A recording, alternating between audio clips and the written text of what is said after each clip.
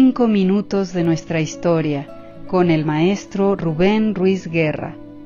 Un espacio en el que recordamos momentos significativos, personalidades y expresiones culturales que han contribuido a construir nuestra forma de ser y de vivir. Bienvenidas todas y bienvenidos todos a una nueva emisión de 5 minutos de nuestra historia.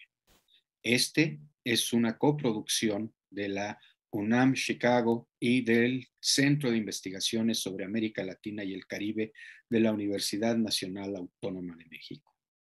Yo soy el profesor Rubén Ruiz Guerra, investigador de ese centro universitario, y el día de hoy vamos a platicar acerca de la aparición de la Virgen de Guadalupe. Nosotros sabemos que en 1531, el 12 de diciembre, apareció en el Cerro del Tepeyac, un promontorio que estaba muy cerca del lago de Texcoco, la Virgen de Guadalupe, a un personaje singular, a un indígena chichimeca de nombre Juan Diego, y en pleno diciembre hizo un primer milagro, que fue, en primer lugar, aparecer, en segundo lugar, solicitar a Juan Diego que fuera ante el arzobispo de México, Fray Juan de Zumárraga, y que le pidiera que construyera un adoratorio para ella, dar representación de la Madre de Dios, y que pudiera ahí, desde ahí, poder contemplar, poder cuidar a sus pequeños hijos, los indígenas mexicanos fundamentalmente. Juan Diego acudió con el arzobispo de México, el célebre Fray Juan de Zumárraga, quien en un principio no creyó en la aparición de la Madre de Dios y pidió una prueba fehaciente, es decir, una prueba que diera fe de que eso había sucedido.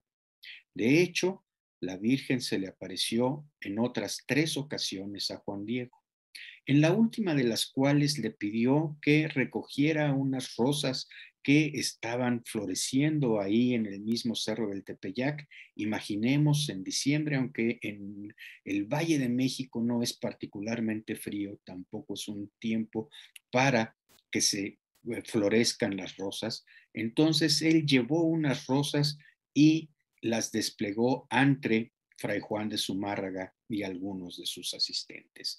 ¿Y cuál sería la enorme sorpresa? Que en el ayate de ese indígena apareció una imagen de la Virgen de Guadalupe, una imagen en donde se veía a la Madre de Dios representada con un color de piel oscuro, es decir, un color de piel que no era el de los españoles, sino que se acercaba más bien al de los indígenas, y que le permitió de alguna manera irse mostrando como la madre cuidadosa que atendía las necesidades de estos indígenas que recién habían sido conquistados. Recordemos que México Tenochtitlan había caído en 1521. Solo 10 años después de la caída de esa gran ciudad es que aparecía la Virgen ante un indígena mexicano.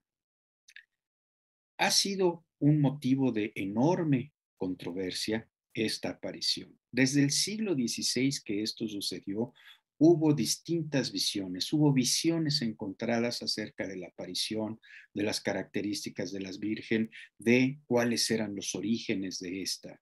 Para el siglo XVII seguía esta controversia dentro del mundo católico novohispano, y tan es así que ya desde entonces había quienes decían que esta Virgen en realidad no había aparecido, que la imagen era una imagen que se había hecho, imagen de a semejanza de la Virgen María, y que se había hecho pasar por un milagro.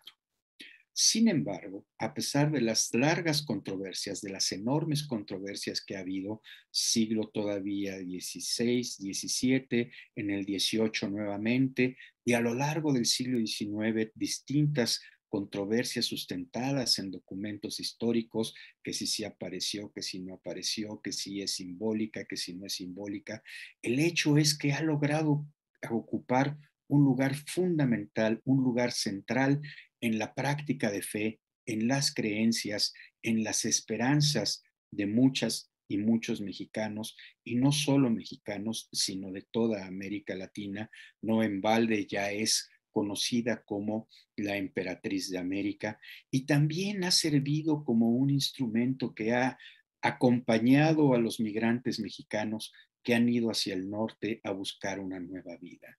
Justamente una historiadora mexicana muy recientemente, apenas el año pasado, calificó, dijo que muchos de estos migrantes que iban desde América Latina hacia los Estados Unidos llevaban la fe a cuestas. ¿Cuál fe? Sí, una fe en el Dios de los cristianos, pero sustentada en la imagen de una madre amorosa como es la Virgen de Guadalupe.